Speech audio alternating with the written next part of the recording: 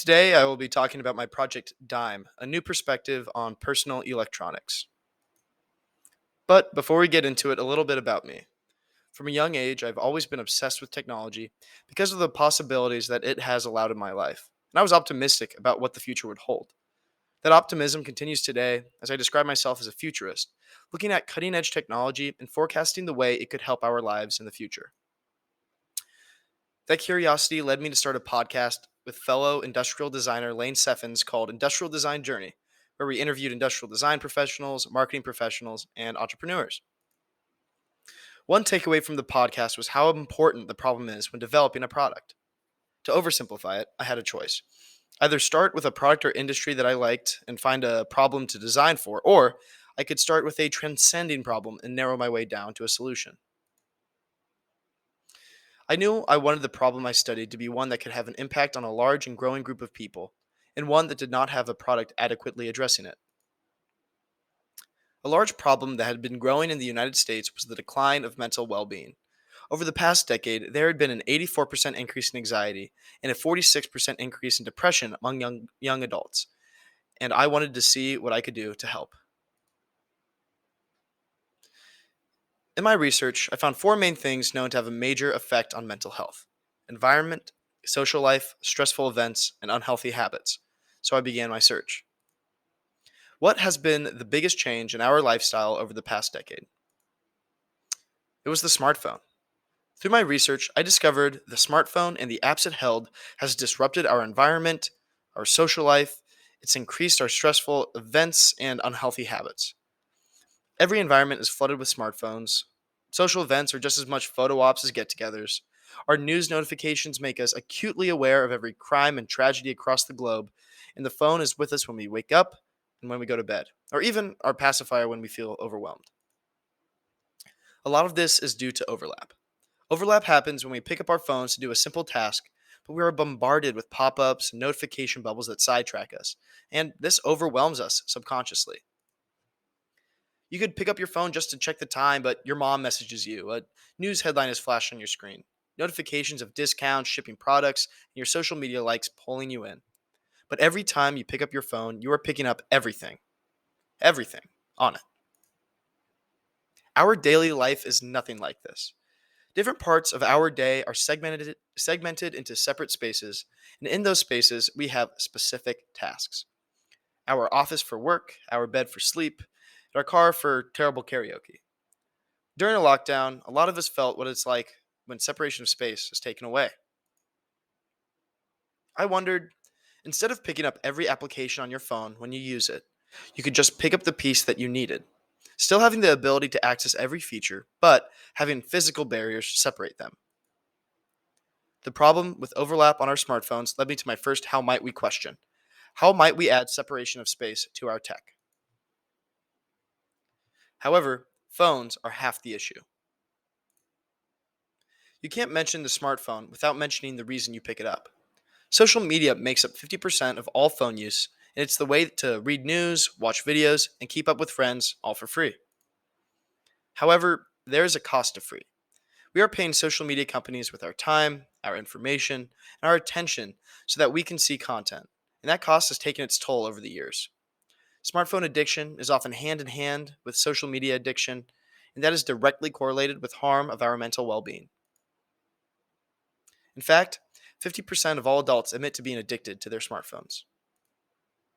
Let's look at why that is. On our side of the transaction, we simply give social media our attention and we receive content with no short term cost.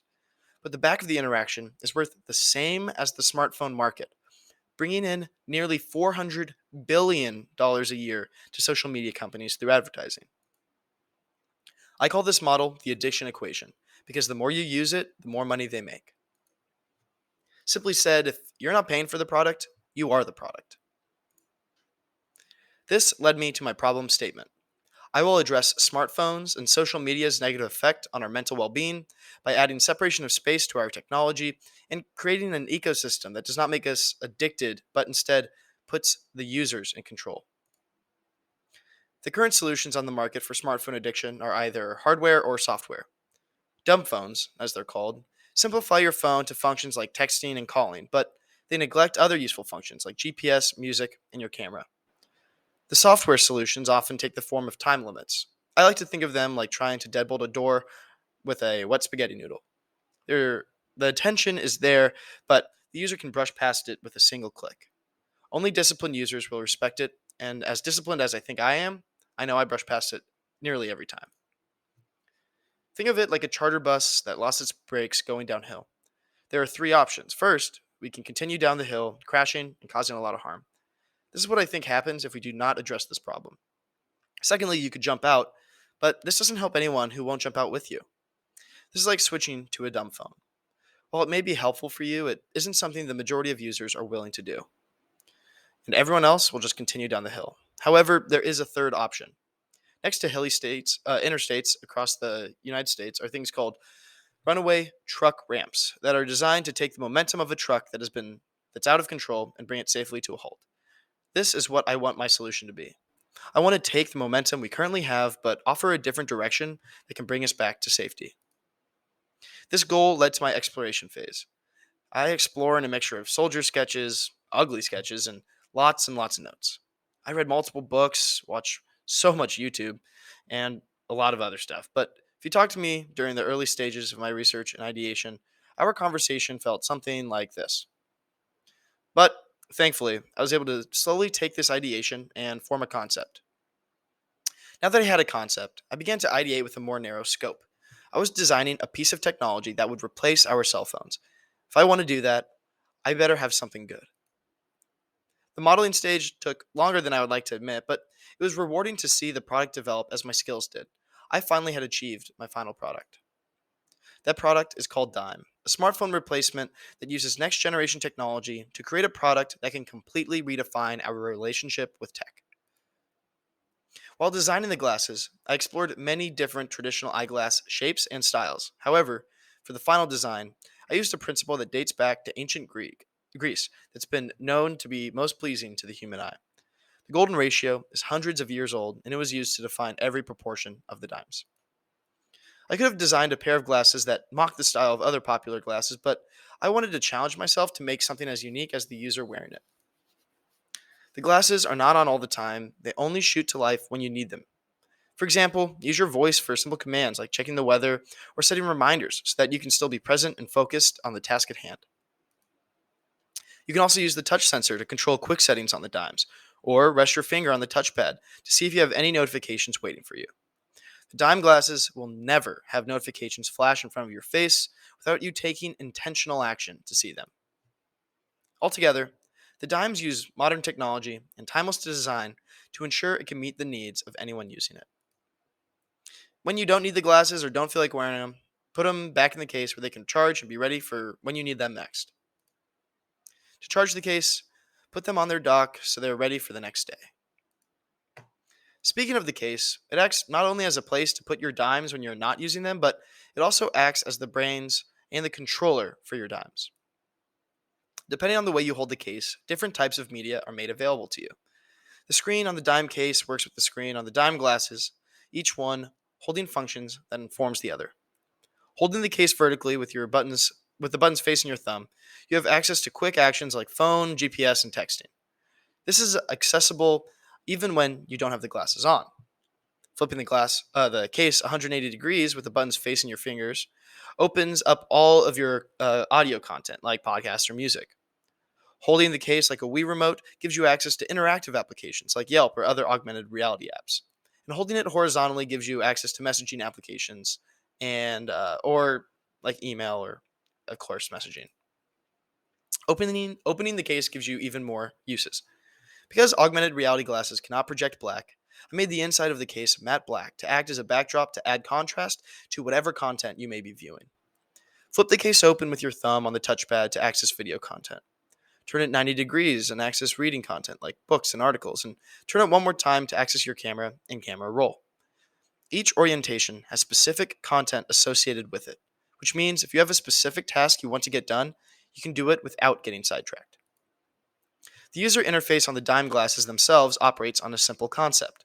Content you have downloaded appears close to you, content of your community appears on the second level, and the rest of the content on the network lives on the third level. Let's see that in action. Holding the case sideways gives you access to messaging. This is what the interaction could look like, with your favorite contacts appearing close and other messages appearing in the distance. Flip the case to access whatever audio you'd like to listen to, with your content in the foreground and other audio options appearing in the background.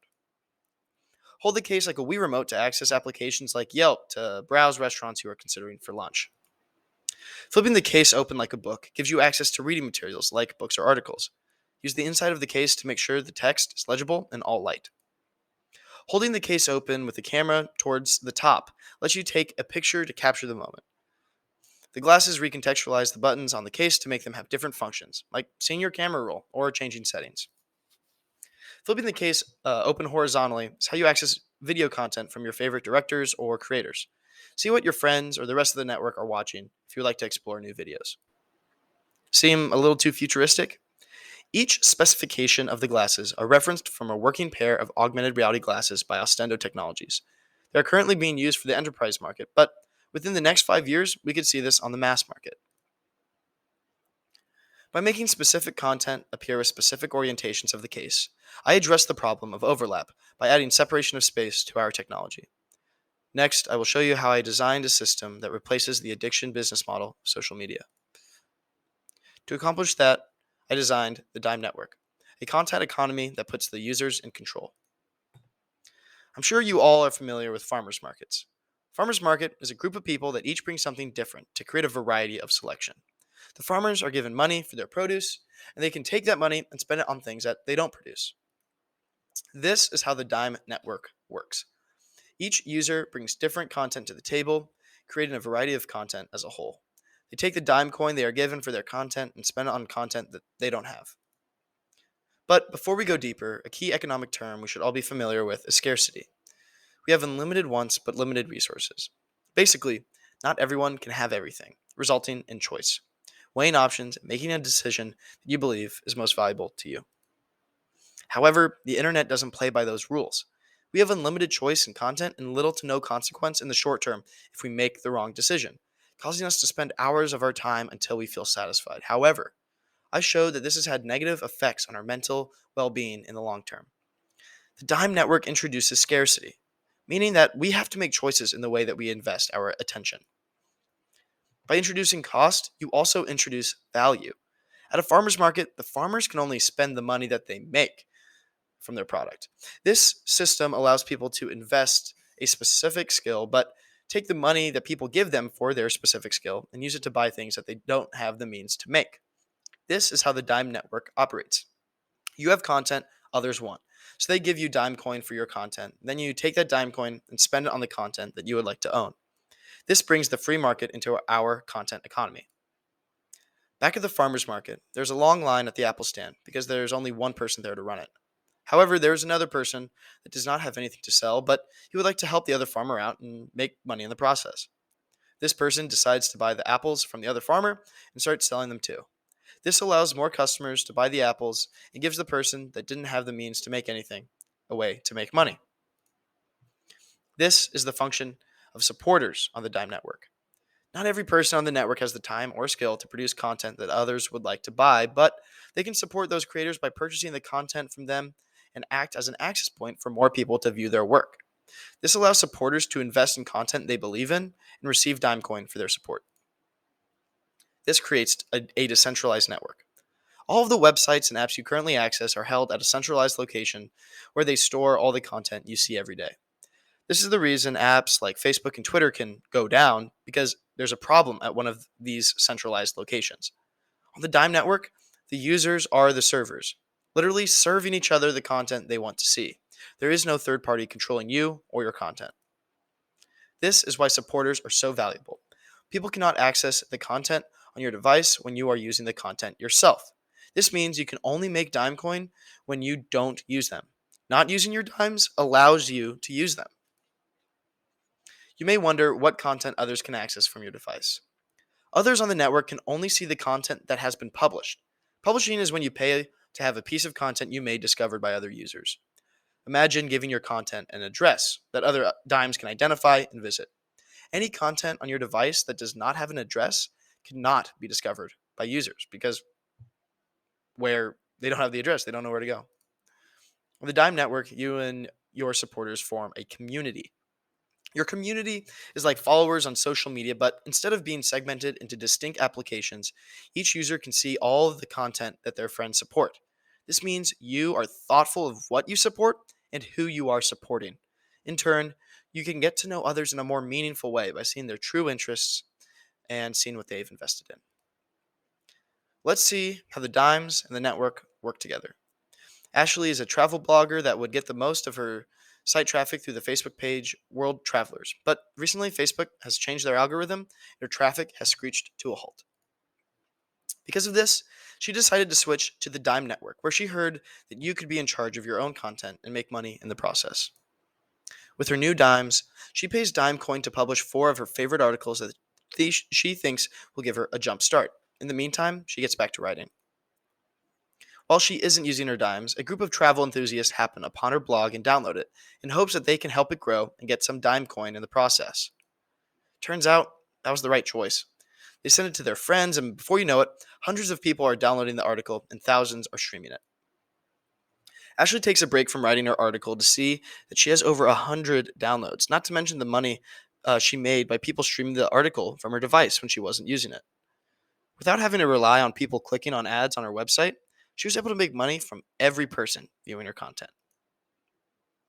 She takes a portion of her Dimecoin and spends it to pay for her next trip. That is, of course, after she spends some Dimecoin to buy a movie for the journey. She had made the right choice. Now for the supporter.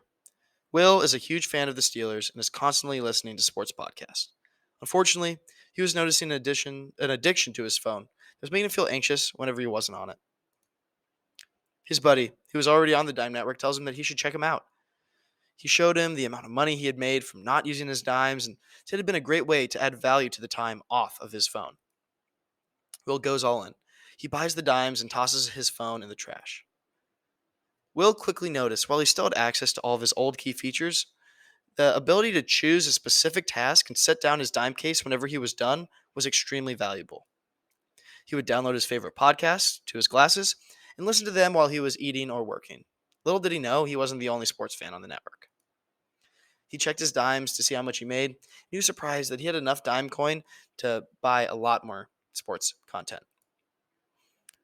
Will met back up with his friend to thank him for the recommendation. Since he switched, he loved the convenience of the glasses while still being incentivized to only use them when needed. He had made the right choice. Does the Dime Network sound too good to be true? All of this is very similar to a business model and network by a company called Deeper Network, among others.